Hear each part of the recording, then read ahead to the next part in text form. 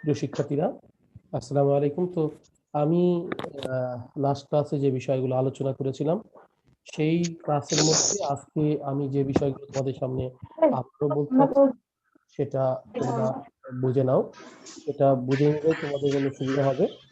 আমি লিপি অফ করে দিলাম। যে আমি যে কথাটা বারবার এবং বারংবার বলছি তোমাদের মাঝে, সেটা হচ্ছে ফার্স্ট চ্যাপ্টার থেকে আজকে আমরা রিভিশন ক্লাসের প্রথম অধ্যায় নিয়ে আলোচনা করছি, ডেফিনেশন অফ ট্যাক্স।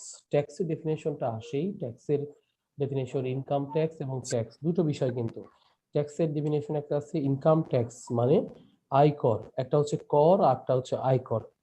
এবং ক্যারেক্টারিস্টিক অফ ট্যাক্স মানে যে বৈশিষ্ট্যটা কি হতে পারে, প্রপোজ পারপোজ বা অবজেক্টিভ অফ ট্যাক্সেশন, এটাও তো বুঝো যে কি অবজেক্ট হবে। Canon, define, fee and fine.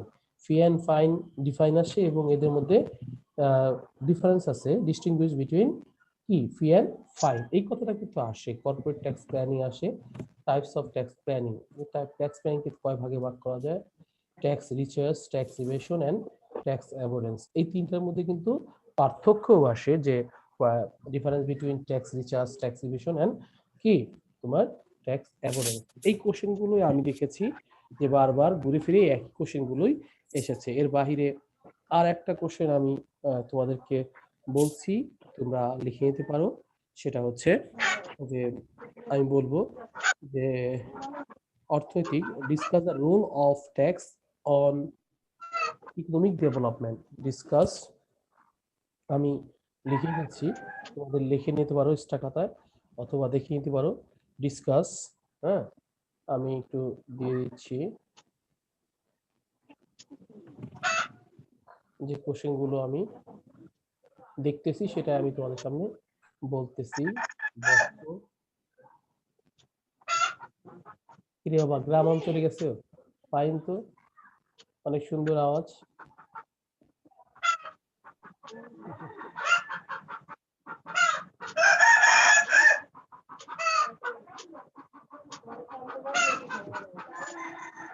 কিরে বাবা বন্ধু, মুরগিটা কি কোথা থেকে স্যার? অনেক সুন্দর সাউন্ড, সুন্দর কিন্তু কে কোথাতে দিচ্ছে জানি না, দেখি একটু দেখি। এই কে রে বাবা? স্যার কি গ্রামে আছেন স্যার? আমি তো ঢাকা বেটা, কারো মনে হয় ইয়ের থেকে আসতেছে সাউন্ড। এই যে আচ্ছা, সালমা স্যার আপনি থেকে সবাইকে অফ করে দেন। দিচ্ছি দিচ্ছি দিচ্ছি। আচ্ছা, সবাই তো অফ করে দিলাম।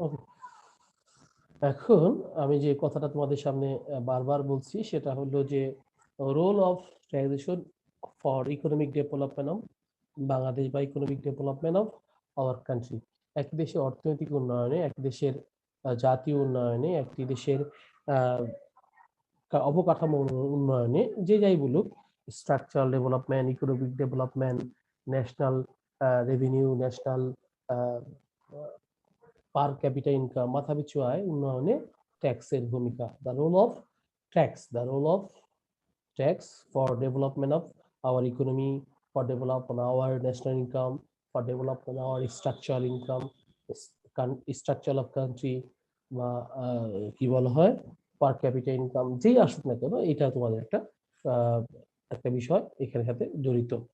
এর সাথে আর আমি দেখতেছিলাম কর্পোরেট ট্যাক্সের আসলে আমরা বলছিলাম যে কর্পোরেট ট্যাক্সটা কেন করব, হোয়ার অ্যাকসেপ্ট বা হোয়ার ইউজড বা হোয়ার অ্যাডাপ্টেড, হয় আর adapted corporate tax planning for our company, for a company.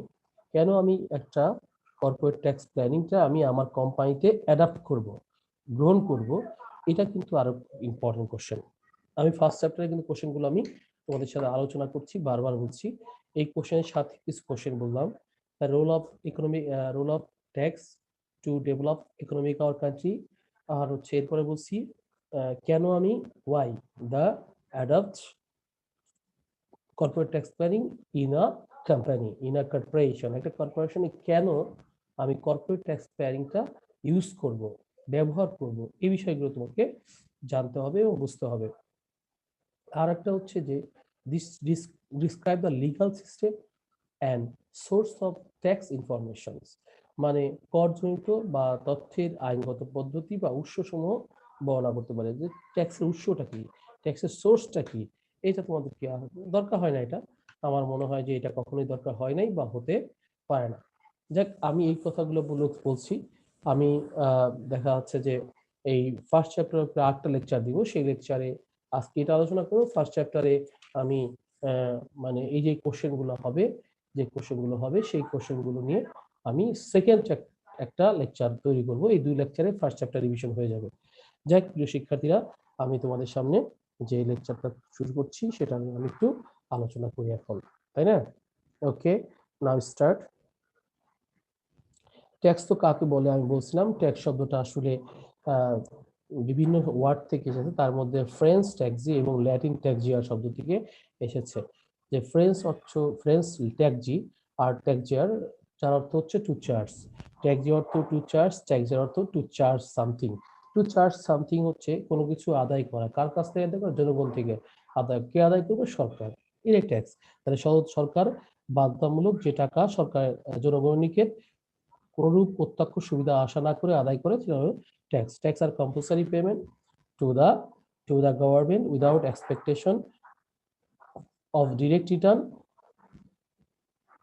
In benefit to the tax payer. সরকারকে বাধ্যতামূলক কোনরূপ উদ্দেশ্য ছাড়া যে টাকা দিতে হয় সেটা হচ্ছে ট্যাক্স, আমরা জানি।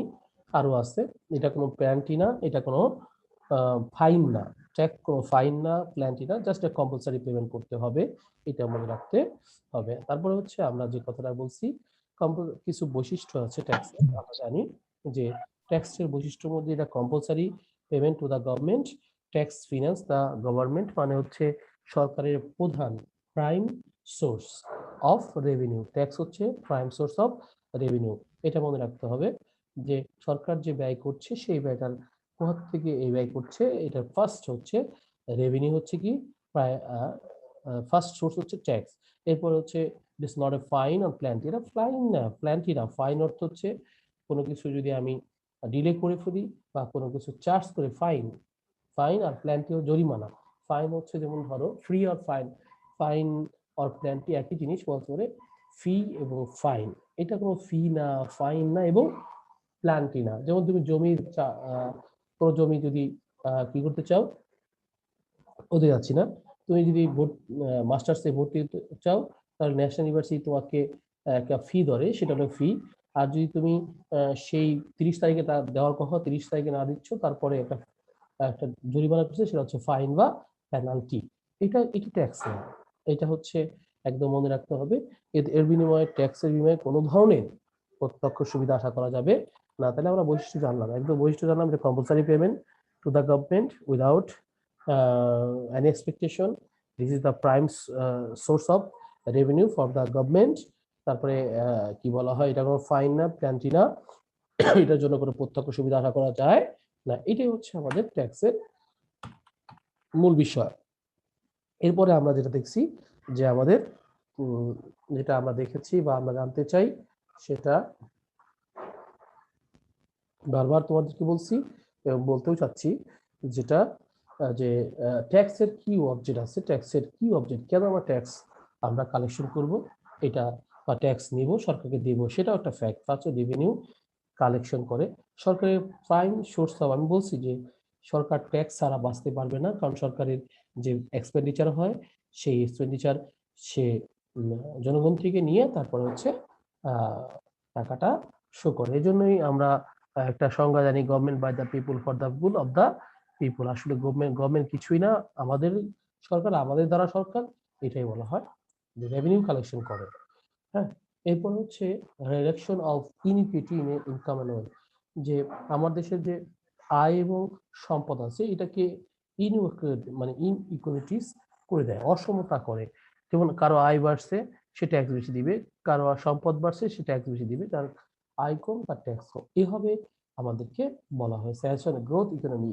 একটি দেশের অর্থনৈতিক উন্নয়নের জন্য, একটি দেশের ইকোনমিক উন্নয়নের জন্য ট্যাক্সের গুরুত্ব অপরিসীম। একটি দেশের অর্থনৈতিক উন্নয়ন, একটি দেশের ইকোনমিক উন্নয়নের জন্য অবশ্যই ট্যাক্সের গুরুত্ব অপরিসীম। কন্ট্রোল অফ কনজাম্পশন, কারণ হচ্ছে দ্রব্যের দাম, আমি একটু বলতে চাই, যদি বাংলাদেশের যে অর্থনৈতিক অবস্থা, বাংলাদেশের মানুষ যে বিলাসী, সে যদি অরিজিনাল প্রাইসের গাড়ি পেত, যেমন ধরো একটা টয়োটা করলা আমেরিকাতে 5 লাখ 4 লাখ টাকা, মানে খুবই অল্প, 2 মাস পরিশ্রম করে টাকা গাড়ি পাওয়া যায়। কিন্তু বাংলাদেশের মানুষ যদি 5 লাখ টাকা 4 লাখ টাকা গাড়ি পেত, তাহলে কিন্তু গাড়ির উপর দিয়ে হেঁটে যেতে হতো। যদিও এখানে বাংলাদেশে অনেক প্রাইস, একটা করলা বা এলিয়েন, প্রিমিও, এনজিও, এগুলো 20 22 বা টাকা লাখ টাকার মতন, তবুও কিন্তু গাড়িতে আমরা থাকতে পারছি না। আর যদি এটা কিন্তু ট্যাক্স দিচ্ছে 300%, এই প্রিমিয় গাড়িটা আমেরিকাতে হবে 5-7 লাখ টাকা, 5 লাখ টাকা, 5 লাখ 7 লাখ টাকা, বাংলাদেশে সেটা হয়ে যাচ্ছে 20 লাখ টাকা বা 22 লাখ টাকা। তবু আর যদি সেই 5 লাখ টাকা হতো, তাহলে কিন্তু আমরা সবাই গাড়ি কিনতাম, ফলে রাস্তায় এমন জ্যাম হতো যে গাড়ির উপর দিয়ে আমাদের হেঁটে যেতে হতো। এই যে কথাটা আমি কেন বললাম, যে আমাদের কন্ট্রোল করছে, কনজামশন হচ্ছে, যে আমরা যে ব্যয় করছি সেটা সরকার নিয়ন্ত্রণ করছে অধিক মাত্রায় ট্যাক্স ধরে। Quotation of local industry, local industry গুলো হচ্ছে শহরে ইন্ডাস্ট্রি যে আছে, সেই ইন্ডাস্ট্রি গুলো খুব দ্রুত অ্যাক্সিলারেশন হচ্ছে, দ্রুত সে যোগাযোগ কমিউনিকেশন ভালো। যে এখন আমি যদি বলি সাভারে যে সবজি চাষটা হচ্ছে, সেই সাভার থেকে সবজি ঢাকায় আসতে খুব কম ব্যয় হয়, বিধায় সে সবজির প্রাইসটা পায় এবং ফ্রেশ দিতে পারে। এখন যদি কোনো ব্যক্তি চিটাগাঙ্গে বা রাজশাহী বা না চাপায়ে কোনো সবজি চাষ করে, তাহলে সেই সবজি ঢাকা আসতে কিন্তু 2 দিন সময় লাগছে। তাহলে যদি ওই 2 দিনে সবজিগুলো নষ্ট হয়ে যাবে বা অন্য কিছু হয়ে যাবে, তাহলে ওই সবজি গ্রাম অঞ্চলে যদি সে আহ, সরকার সাবসিডি না দেয়, তাহলে কিন্তু ফার্মার বা কৃষক এটা মানে উৎপাদন করতে উৎসাহ বোধ করবে না। তুমি একবার চিন্তা করে দেখো, এজন্য আমাদের ইকোনমিক্যাল জোন হয়েছে। যদি সরকারের প্ল্যান আছে বাংলাদেশে 100 ইকোনমিক্যাল জোন তৈরি করার, ইকোনমিক্যাল জোন যেখানে সারা মানে অর্থনৈতিক উন্নয়নের, অর্থনৈতিক কর্মকাণ্ডের একটা জোন তৈরি হবে। এটা সরকার একটা বিশাল প্ল্যান, যদি 100টা ইকোনমিক জোন তৈরি করতে পারে, তাহলে দেশের অর্থনৈতিক অবস্থা আরো উন্নয়ন হবে। এটা সরকার একটা প্ল্যান রয়েছে, তাই না? যে সরকার আসুক না কেন, অর্থনৈতিক উন্নয়ন ছাড়া থাকতে পারবে না। কারণ মানুষ এখন অনেক কনসাস। আগে দেখা যাচ্ছে যে একটা নেতা বলতো, মানে বলতো যে চলে আসো একই ছাতার নিচে, আমরা এই সবাই মিলে কর্মকাণ্ডে লিপ্ত হব। যেমন আমাদের দেশেই আছে যে বিভিন্ন নেতা এখন বলতেছে যে, অনেকেই শুনি, যদি মিথ্যা যায় না, যে জীবন দিতে হবে, রক্ত দিতে হবে, তবে এই সরকারও কি হবে, প্রতিহত হবে, এরকম অনেক কথা শুনি আমরা। কিন্তু এটা না, এটা কিন্তু মানুষ কনসাস, যে তুমি লিডারশিপ হবা, আমি কেন তোমার জন্য আমি এত খাটবো, আমি কাজ করে খাবো, আমি লেবার দিব, আমি ইনকাম করবো, আমি লাইফ লিড করবো। সো নো, কেন আমি তোমার এই অবৈধ কথা, অবৈধ চিন্তা আমি অ্যাকসেপ্ট করবো? এরকম কিন্তু মানুষের মধ্যে এখন কনসাসনেস এসেছে। মানুষ কিন্তু এখন চরম কনসাস, মানুষ চরম বুদ্ধিমান। যে দরকার কি তোমার ভাই, তুমি দেশ চালাও, আমেরিকাতে যাও, আমার দেশের মধ্যে রাজনীতি নাই, এতটা না, কাজ করছে, পরিশ্রম করছে, ভোট দিচ্ছে তার পছন্দ মতো, শেষ। দেশে উন্নয়ন করছে, পররাষ্ট্রনীতি স্বরাষ্ট্রনীতি সব এক হচ্ছে, যে সরকার আসুক সে ওইভাবে একটা চলন্ত ট্রেনে উঠে চলে যাচ্ছে। তো আমারও চিন্তা বা আমাদেরও চিন্তা হচ্ছে যে এই দেশের অর্থনৈতিক উন্নয়নের জন্য, এই দেশের লোকাল ইন্ডাস্ট্রিগুলোকে ডেভেলপ করার জন্য, লোকাল ইন্ডাস্ট্রি মানে আঞ্চলিক ইন্ডাস্ট্রিগুলো ডেভেলপ করার জন্য কিন্তু সরকার সাবসিডি দিচ্ছে। রাজশাহীতে আমের জন্য, চাপায়ে লিচুর জন্য, বরিশালে নারকেলের জন্য, এগুলো কিন্তু সরকারই অনেক সময় ওই এলাকার উন্নয়নের জন্য সাবসিডি দিয়ে থাকে। প্রিয় শিক্ষার্থীরা, ইকোনমিক ডেভেলপমেন্ট কিন্তু এর ফলেই হয়ে যায়। এই কথাগুলো আমি একটু বললাম। এরপরে canon of transition, canon of transition by Adam Smith তার ওয়েলথ অফ নেশনে 4টা নীতির কথা উল্লেখ করেছে, 4টা নীতি। একটা হচ্ছে ক্যানন অফ ইনইকুইটি, তুমি একটু যদি একবার চিন্তা করো, অ্যাডাম স্মিথ তার প্রথম অর্থনৈতিক বই ওয়েলথ অফ নেশনস। এছাড়া অনেকে কেইনস বলেছে, আলফ্রেড মার্শেল বলেছে, কি বাবা, আলফ্রেড মার্শেলও অনেক কিছু বলেছে, আলফ্রেড মার্শাল কিছু নীতি দিয়েছে। কিন্তু সবার কাছেই কেন যেন ওই অ্যাডাম স্মিথের ওই সংজ্ঞাগুলো, ওই চিন্তাগুলো সবার কাছে গ্রহণযোগ্য বলে মনে হচ্ছে। এখনো সেই আহ, কি বলা হয়, 1494, 92 সালে ওয়েলথ অফ নেশন এসে এই কথাগুলো বলেছে। কি বলেছে? সমতার নীতি। সমতা নীতি বলতে যে এই কথা বলছে, ক্ষমতা বলতে বা সমতা বলতে সে মানে কি বুঝাতে পেরেছি যে সকলের মধ্যে জনের মধ্যে কি সমতা থাকবে, ইকুয়ালিটি থাকতে হবে। ইকুয়ালিটি থাকতে হবে। কি ইকুয়ালিটি? যে আয় যার বেশি, ইনকাম তার বেশি, আয় যার বেশি, ট্যাক্স তার বেশি, আয় যার কম, ট্যাক্স তার কম, আয় ইনকাম যার কম, ট্যাক্স তার কম। এটাই বলেছে। তারপরে হচ্ছে জনগণ তাদের নিজ নিজ ক্ষমতা অনুযায়ী অনুযায়ী কর প্রদান করবে। এটা হচ্ছে ক্যানন অফ ইকুইটির একটা প্রথম কথা, যে burden of taxation must be distribution equity in relation to the ability of tax payer. Tax payer মানে কি? ট্যাক্স পেয়ারের যে ক্ষমতা, ট্যাক্স পেয়ারের যে আয়, সেই আয় অনুযায়ী ট্যাক্স প্রদান করবে। যার আয় 10 টাকা সে 10 টাকার উপরে ট্যাক্স দিবে, যার আয় 20 টাকা তার 20 টাকার উপরে ট্যাক্স দিবে। এইভাবেই হচ্ছে ক্যানন অফ ইকুইটি কথা বলছে। বাবা যাও তো, যাও।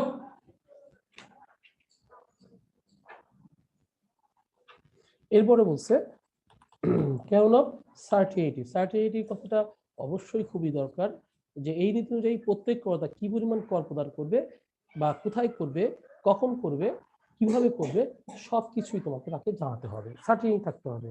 কি একজন কর্তা কি পরিমাণ ট্যাক্স দিবে, কখন দিবে, কোথায় দিব, কিভাবে দিবে, এগুলো সব তার উল্লেখ করতে হবে। Well inform time amount method of tax payment, সে কি অনুযায়ী কোন মেথডে ট্যাক্স দিবে।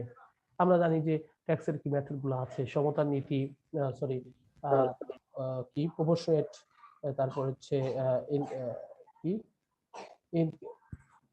আমরা ক্রমবর্ধমান নীতি, তারপর হচ্ছে ক্রমহ্রাসমান নীতি, আর হচ্ছে সমতা নীতি। এই তিনটা নীতি আমরা ট্যাক্স প্রদান করি। এর মধ্যে কোন মেথডটা আমাদের দেশে গ্রহণযোগ্য হবে? তাই ক্যানন অফ সার্টিনিটি কিন্তু খুব ইম্পর্টেন্ট। মানে কখন, কোথায়, কিভাবে, কার কাছে দিবে, এটা উল্লেখ করতে হবে। এরপরে canon of economy, the cost of collection and payment should be minimum.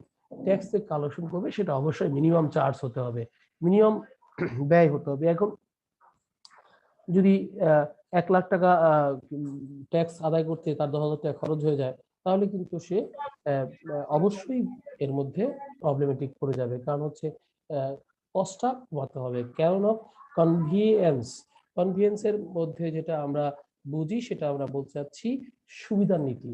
সুবিধা নীতি অনুযায়ী করদাতাকে যাতে কোনো অসুবিধার সম্মুখীন না হয় সেদিকে খেয়াল রাখতে। করদাতা খুব সহজে সহজ সময়ে সহজ শর্তে, যেমন ধরো এই যে এখন বলছে 1 জুলাই থেকে 30 নভেম্বর ট্যাক্স দিবে, দেখো 3 মান্থ দিয়েছে। এরপরেও সরকার কিন্তু বলছে যে তুমি ট্যাক্স দিতে পারো, you have to taken time fair, তোমাকে টাইম নিতে হবে, টাইমটা নিতে হবে। টাইম নিয়ে তারপরে তুমি ট্যাক্স কি দিবা, এইভাবে কিন্তু সরকার বলেছে। তার মানে কি, এই চার্টার অফ ফেয়ার ইনভেস্টমেন্ট খুব যত্ন সহকারে চিন্তা করতে হয়। Equity, certainty, economy and convenience. Equity, certainty, economy and convenience, এই বিষয়টা কিন্তু খুবই গুরুত্বপূর্ণ। এছাড়াও আমাদের কিছু নীতি আছে যারা বিভিন্ন সময় বিভিন্ন কেন কি অর্থনীতি, মানে আমাদের আধুনিক অর্থনীতি জনক যেমন কেইনসকে বলছে, তারপরে হচ্ছে এল রবিন্স বলছে, এরপরে হচ্ছে তোমার কি বলা হয়, এই যে এদের মতে কিছু তথ্য দেওয়া আছে, সেই তথ্যগুলো আমরা বলি যেমন প্রোডাক্টিভিটি, কেন প্রোডাক্টিভিটি, তারপর বলছে হচ্ছে কেন ইলাস্ট্রিটি সব ক্লাস দিচ্ছি, যাও না।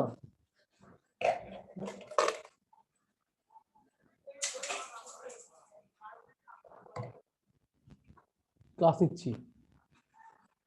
তো এরপরেও বলছে যে কে বলছে যে উৎপাদনশীলতা নীতি, প্রোডাক্টিভিটি, যেটা যে বিষয়ে প্রোডাক্টিভিটি আছে সে ট্যাক্স দিতে হবে। উৎপাদনশীলতা নেই, ট্যাক্স দিয়ে গেলে লাভ কি? এখন কি নদীর মধ্যে, নদীর পানিতে কেউ ট্যাক্স দিবে নাকি? হ্যাঁ, বাতাসে ট্যাক্স দিবে নাকি? বাতাসে ইয়ার, এটা প্রোডাক্টিভিটি না, আনলিমিটেড প্রোডাক্টিভিটি, তাহলে দিবে না। প্রোডাক্টিভিটি হ্যাঁ, এয়ার কন্ডিশনের যে বাতাসটা আসছে সেটা ট্যাক্স দিতে পারে, তাই না? পানি কি মাম পানি বা আদার্স পানির শান্তি পানির উপর ট্যাক্স দিবে। কারণ হচ্ছে লিমিটেড প্রোডাক্টিভিটি আছে, যেটা প্রোডাক্টিভিটি আছে সেটাই ট্যাক্স দিবে, প্রোডাক্টিভিটি ছাড়া ট্যাক্স দিতে পারবে না। ইলাস্টিসিটি হচ্ছে আমার সম্প্রসারণ নীতির মধ্যে মোতাবেক কর ব্যবস্থা করতে হবে কি মানে কর মানে কাঠামোর কর গুরুত্বপূর্ণ, মানে আয় বৃদ্ধির সাথে ট্যাক্স বৃদ্ধি পাবে, আয় কমের সাথে ট্যাক্স কম পাবে, এটা ইলাস্টিসিটি থাকতে হবে, নমনীয় থাকতে হবে, ফ্লেক্সিবিলিটি থাকতে হবে, সিম্পলিসিটি সহজ থাকতে হবে, সহজ করতে হবে, ট্যাক্সের নিয়মটা সহজ সুন্দর এবং গ্রহণযোগ্য থাকতে হবে, এবং কেননা ডিভার্সিটি বিভিন্নতা নীতি থাকতে হবে। একই দেশে শুধু একটি ভাবে ট্যাক্স দিবে না, যেমন ধরো ব্যাট আছে 15%, সব ক্ষেত্রে কি ব্যাট এক? নো, সব ক্ষেত্রে ব্যাট কিন্তু এক না। যেমন সাপোজ লাইক কি বলছি আমি, কি রে বাবা তুই ডিস্টার্ব করতে কেন? যাও বাসা যাও, যাও। বলছে কি বিভিন্নতা নীতি। এখন তুমি জানো যে পোশাক কিনতে হলে 4% ব্যাট দিতে হচ্ছে, আবার খাবার ক্ষেত্রে 15% দিচ্ছ, কিংবা তারপর হচ্ছে তুমি উৎপাদন করতেছো 50% ব্যাট দিচ্ছ, আবার আমদানি করতেছো ব্যাট ট্যাক্স, সম্পূরক কর, বিভিন্ন কর দিচ্ছ। এই যে বিষয়গুলো আমি তোমাদের সামনে উল্লেখ করছি বা এই বিষয়গুলো আমি তোমাদের সামনে প্রেজেন্ট করছি, এই হচ্ছে আমাদের বিভিন্ন এই বিভিন্ন নীতিগুলো আছে, এই নীতিগুলো তোমাকে জানতে হবে। চারটা নীতি ইম্পর্টেন্ট, এছাড়াও আমি যে বললাম প্রোডাক্টিভিটি, তারপর ইলাস্টিসিটি, তারপর হচ্ছে সিম্পলিসিটি অ্যান্ড ডিভার্সিটি, এইগুলো বাকি খেয়াল রাখতে হবে। এরপরে যে কোশ্চেনগুলো আছে tax impact, incident, shifting of tax, এগুলো 1 নম্বরের জন্য আসে। ট্যাক্স ইম্প্যাক্টটা কি একটু তোমাদের জানা থাকা দরকার, এটা জানলে পরে তোমাদের জন্য সুবিধা হবে। কি ট্যাক্স ইম্প্যাক্ট, এই ট্যাক্স ইম্প্যাক্ট আমি কেন ইম্প্যাক্ট কথাটা পড়াতে চাচ্ছি বা পড়াবো। ইম্প্যাক্ট অর্থ ইমিডিয়েটলি বার্ডেন, মানি বার্ডেন, যে ব্যক্তি তার কি বলা হয়, তার যে ট্যাক্স আছে, তার যে ট্যাক্স আছে কি বলা হয় সেটাই তাকে দিতে হবে, সে কারো উপরে এটা কি করতে পারবে না, ট্রান্সফার করতে পারবে না। ইমিডিয়েটলি বার্ডেন, যার উপরে বর্তাইছে ট্যাক্স তাকে দিতে হবে আয়কর, যে যার উপরে ট্যাক্সটা হয়েছে সেই ট্যাক্স দিবে, সে অন্যের উপরে এটা কি ট্রান্সফার করতে পারবে না। এটা হচ্ছে ট্যাক্স কি ইম্প্যাক্ট। এরপর হচ্ছে ফাইনালি বার্ডেন, ট্যাক্স ইনসিডেন্ট, মানে ইনসিডেন্ট হচ্ছে ফাইনালি মানি বার্ডেন, যাকে একদম শেষ পর্যন্ত ট্যাক্সটা বের করতে হয়। যেমন আমি বলতে চাচ্ছি যে আমি একটি পণ্য কিনেছি, আমি সে ট্যাক্স দিয়েছি, আমি আগুরাতে একটা শার্ট কিনি, সবজি কিনছি, আমি 4% ব্যাট দিয়েছি, ব্যাটটা কে দিয়েছে? আমি দিয়েছি। কার উপরে বর্তাইছিল? আগুরার উপরে ছিল, আগুরা আমার উপরে দিয়েছে, ফাইনালি কে নিয়েছে? ফাইনালি আমি নিয়েছি। এটা হচ্ছে ট্যাক্স ইনসিডেন্ট। আর এই ট্রান্সফার মানি বার্ডেন মানে ইম্প্যাক্ট থেকে ইনসিডেন্টে যে ট্রান্সফার করা হয় সেটা হচ্ছে ট্যাক্স শিফটিং, মানে ইম্প্যাক্ট থেকে ইনসিডেন্স, মানে যার উপরে বর্তায় সে আবার অন্যের উপরে কি দিয়ে যখন আমাদের কি করে, যখন ট্যাক্সটা আদায় করে তখন তাকে বলা হয় ইনসিডেন্ট। একটু খেয়াল রাখো, ইনসিডেন্ট মন থাকবে নাকি প্রিয় প্রিয় শিক্ষার্থীরা? তাহলে আমাকে বলো। একটা হচ্ছে ট্যাক্স করপাত, করপাত, করঘাত, আর হচ্ছে সঞ্চালন, কর সঞ্চালন। প্রিয় শিক্ষার্থীরা এটা বুঝে পেরেছ। টাইপ অফ বিজনেস, বিজনেস 3 প্রকার আমরা জানি। একটা হচ্ছে এক মালিকানা পার্টনারশিপ কোম্পানি, এবং আরেকটা বিষয় হচ্ছে এখানে legal tax payer, real tax payer. Legal tax payer হচ্ছে আইনসম্মতভাবে যার 3 লাখ টাকার বেশি কি হয়েছে, আয় হয়েছে, এবং যার টিন আছে, ইটিন আছে, ইটিন আছে, সেই হচ্ছে লিগ্যাল ট্যাক্স পেয়ার। মানে 3 লাখ টাকা দেওয়ার মতো ক্ষমতা, 3 লাখ টাকার আয়ের বেশি ক্ষমতা, এবং যার ইটিন আছে, ইটিন থাকলেই অনেক কিন্তু ট্যাক্স শো করে না, মনে রাখতে হবে। ট্যাক্স শো করে না রিয়েল ট্যাক্স পেয়ার, যে ট্যাক্স দেয়, যে রিটার্ন সাবমিট করে এবং ট্যাক্স দেয়, সেটা হচ্ছে রিয়েল ট্যাক্স পেয়ার। এবার হচ্ছে এরপর tax research, tax evasion, tax avoidance. Tax research নিয়ে কি?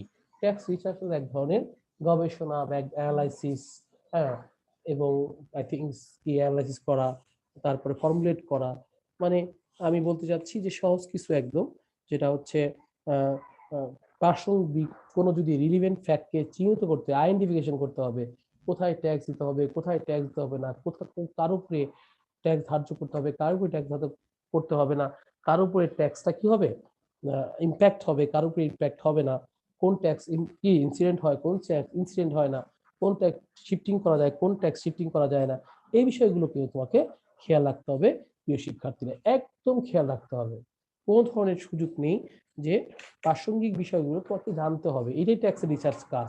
এবং সার্বিক নেতৃত্ব নির্ধারণ করতে হবে, যে আমাদের সার্বিক নেতৃত্ব বলতে হচ্ছে ট্যাক্সের লিডারশিপ মেনটেন করতে হবে। ট্যাক্স লিডারশিপ হচ্ছে কোন পণ্যের উপরে কতটুকু তার ট্যাক্স ধার্য করলে প্রতিষ্ঠান এবং সরকারের দুই ক্ষেত্রেই বেনিফিট নিয়ে আসবে, এই ধরনের ট্যাক্সকে বলা হয় ট্যাক্সের নেতৃত্ব বা ট্যাক্সের ধারণা করা। ট্যাক্সের নেতৃত্ব বা ট্যাক্সের ধারণা করা। এরপর হচ্ছে সঠিক মূল্যায়ন করতে হবে, ট্যাক্সের সঠিক মূল্যায়ন করতে হবে। ট্যাক্স কি মূল্যায়ন করতে হবে, কি মূল্যায়ন বাবা, যে ট্যাক্স ধার্য করে এই ট্যাক্সটা বিভিন্ন ব্যক্তির কাছে গবেষণা রিসার্চ করে বুঝতে হবে, জানতে হবে এবং দেখতে হবে যে অ্যাকচুয়ালি ট্যাক্স কার উপরে ইম্প্যাক্ট করেছে, কার উপরে ধার্য করেছে, এটা কিন্তু তোমাকে সার্চ করতে হবে। সেটা হচ্ছে ট্যাক্সের সঠিক মূল্যায়ন। এবং ট্যাক্সের যে বিষয়গুলো আছে, দুর্বল বিষয়গুলো আছে সেটাকে নির্ধারণ করতে হবে। আচ্ছা দেখো, এর আগে আমাদের ট্যাক্সের বিষয় ছিল 2.5 লাখ টাকা মিনিমাম সেবা, এখন সেটা হচ্ছে 3 লাখ টাকা এবং পরবর্তী হচ্ছে 1 লাখ টাকায় 5%। এটা কিন্তু ছিল না। তাহলে এই যে চিন্তা করেছে যে সরকারের চিন্তা করেছে, জনগণের আয় বেড়েছে, জনগণের ক্রয় ক্ষমতা আবার বেড়েছে, জনগণের ব্যয়ও বেড়েছে। তাহলে আয় ব্যয়ের সমন্বয় করে সরকার যখন দেখেছে মানুষের আসলে এই 2.5 লাখ টাকা মিনিমাম ইনকাম দিয়ে তার জীবনযাত্রা চলছে না, তখন সে 3 লাখ টাকায় কি তার ট্যাক্সের মিনিমাম বার্ডেন দিয়েছে। দিস ইজ দ্য মানে কি বলবো আমি, this is the fruitful policy to take taxation planning. Fruitful policy মানে একদম বাস্তব চিত্র, যে আগে 2.5 লাখ টাকা আমার চলতে পারতো, এখন 2.5 লাখ চলতে পারছে না, 3 লাখ টাকার বেশি লাগছে। তাই 3 লাখ টাকা যদি লেগেই যায় তাহলে সে ট্যাক্স দিতে বাউন্ড না। এই জন্যই বলছে ট্যাক্স রিসার্চ খুব ইম্পর্টেন্ট। ট্যাক্স রিসার্চ আর ট্যাক্স অ্যাভয়েডেন্স কি প্রিয় শিক্ষার্থী? ইভেশনটা কি? ইভেশন কথাটা শুনলেই আমরা কিন্তু একটা নেগেটিভ জিনিস মনে পড়ে যাচ্ছে, যেটা কি হচ্ছে যে অন্যায়ভাবে, মানে আমি বলবো যে সরকার তার বিভিন্ন ব্যয় নির্বাহের জন্য যে সকল খাত থেকে রাজস্ব সংগ্রহ করে তার মধ্যে অন্যতম হচ্ছে কর। ট্যাক্সের যে প্রক্রিয়ার মাধ্যমে করতা আইনের ফাঁকি দিয়ে বা আইনকে অমান্য করে বা মিথ্যা আশ্রয় নিয়ে কম কর প্রদান করে। একটা কথা হচ্ছে, ফার্স্ট হচ্ছে আইনের কি আওতা, আইনকে বাদ দিয়ে, আইনকে অমান্য করে। ফার্স্ট 3টা বিষয় মনে রাখতে হবে: আইনকে ফাঁকি দিয়ে, আইন অমান্য করে, মিথ্যা আশ্রয় নিয়ে। দুষ্ট, প্রচুর দুষ্ট। ওই যা বলছি, যা।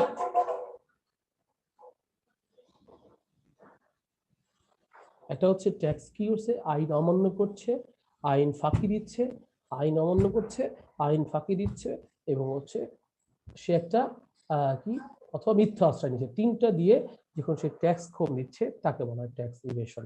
আবার বলছি প্রিয় শিক্ষার্থীরা, মনে রাখতে হবে ট্যাক্স ইভেশন কি, যে tax evasion is use of illegal means word.